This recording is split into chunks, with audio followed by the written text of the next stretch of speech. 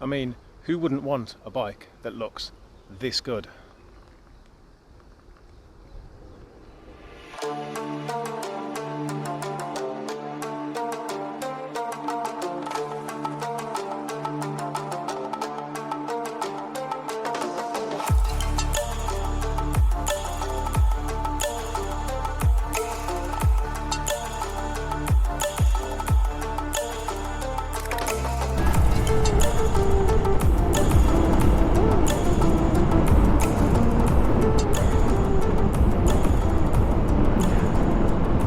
Well, this morning we're heading out to a bike shop, which will be a nice little ride out. Gorgeous weather. May even be able to get myself a fluorescent jacket. Not a full jacket, maybe even just a vest, just something to go over the top of what I've got right now. You see, I've got a number of bike jackets and they're all black. In fact, my typical gear out on the bike is black boots, a black two-piece leather, black gloves and a black helmet. And I love that gear, but if I want to go out of a night time, you know, that gear coupled with a black and blue motorbike, I'm not exactly going to be seen. So I could definitely do with getting something fluorescent, and I'm thinking a jacket, just a light vest to go over the top of what I've got at the moment, because then I'll be able to get back to me night riding.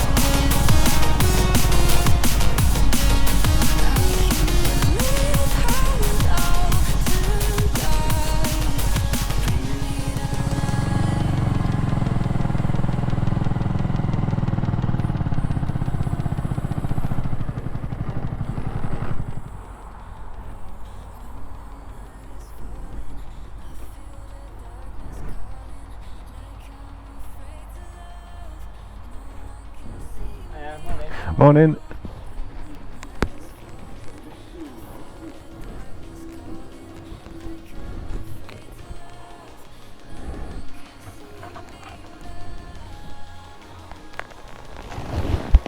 Well, we didn't get a fluorescent vest, but never mind. I guess I'll just have to eBay one. Still a nice ride out. I did my CBT here with these guys. In fact, I've done both of my CBTs here, and I just spoke to one of the guys now. He's on CBTs with some newbies right now, so I left him to it. In fact, I might just take a ride up to the old car park there, and just for nostalgia's purposes. So this is where I did my CBT. Not this particular car park, but just other side of those trees there. There's an unused car park, and being here, it brings back a lot of fond memories. And whilst I'm here, I'm going to pose a question. Should you get a 125? If you don't have a motorbike at the minute and you're thinking about getting one, should you go the 125 route? Now, I'm not asking the question, should you get a motorbike? If you're going to be sensible on the roads, then yeah, get a motorbike. As a biker, I want to see other bikers on the roads. Sensible ones, of course.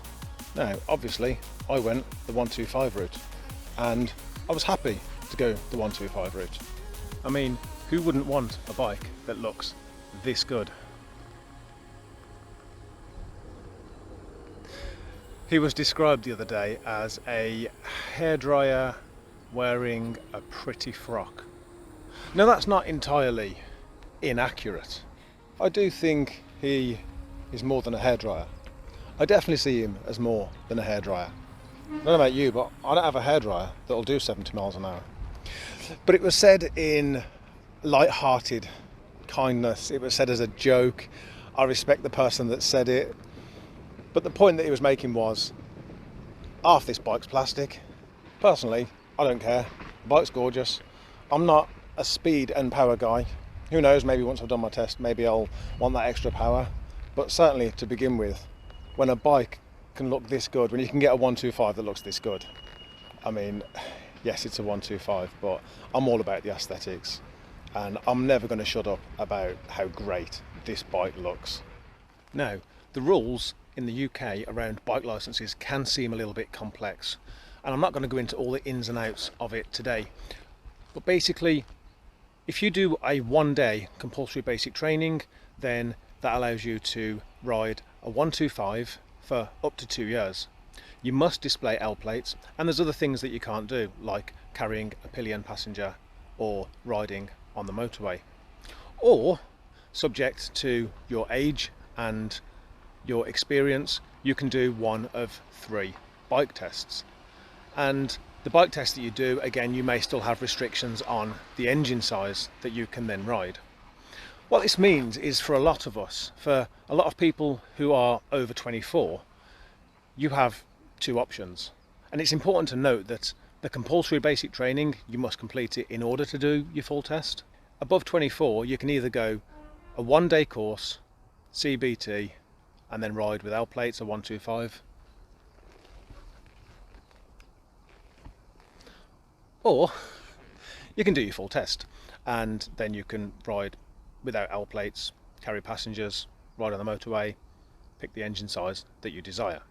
Now, costs can be a big contributing factor on why someone may do a CBT versus somebody else doing the full test. You can be training for a week. It can cost you £600, £700, £800. I'm going to move because the cost of sitting near this grotty, rotten old boat is that there's just too many flies. Right, let's go sit somewhere else. So, which route should you take? Now, I'm not going to debate the age-old argument of you shouldn't start on a 600, you shouldn't start on 1000. The internet is littered. It is saturated with videos of people arguing whether you should start on a 125 or a 600 or 1000. If you want to join in on those debates, arguments, etc., there's plenty of content out there. No, what I'm asking today is, should you start on a 125 or should you take your full test?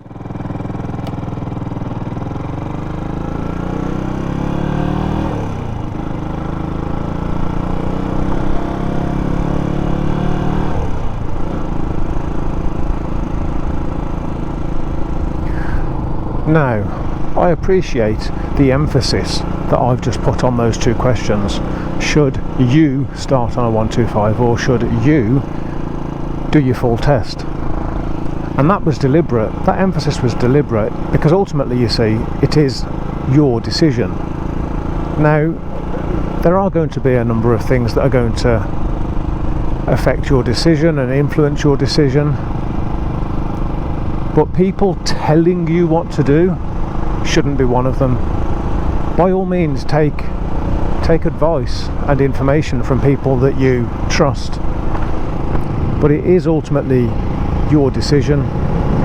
One thing I will say, if you're thinking of going the 125 route because you don't trust yourself on a motorbike, if you know yourself to be childish, immature, reckless, and you think you're going to kill or injure yourself or kill or injure somebody else, and therefore you're thinking I'll get a lower powered bike, well, if that's the kind of biker that you're going to be, please don't get a bike. In fact, all the bikers in the world, everyone, we all had a meeting and we decided that we don't want you. We would rather you stayed on the bus. But that said, if you're going to be sensible about it, I'd love to see more bikers on the road.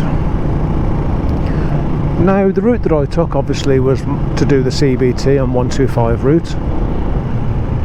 At the time I was watching a number of YouTubers who had also taken the same route, and I was watching some that hadn't. Then there are people that I know who have gone the other route. I know someone who he and his brother did their tests, got a pair of bandits, and away they went.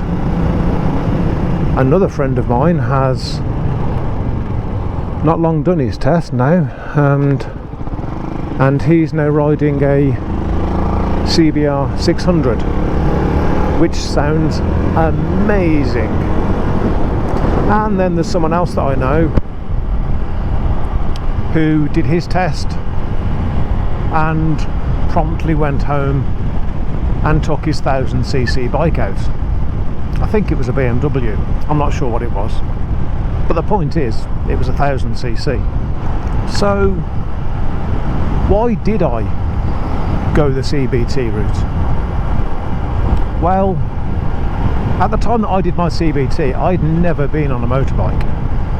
I had this idea that I think I want a motorbike, and I'd looked into it and considered it, and the feeling just grew stronger and stronger. I thought, yes, I want a bike. What I didn't know at the time is whether I was going to enjoy biking. I certainly didn't know that I was going to enjoy it as much as I've ended up enjoying it. But that was a big unknown to me. I didn't want to commit a week of my time and £500, £600, £700, £800 to do a test, only to then decide actually I don't like bikes. You know, what a waste.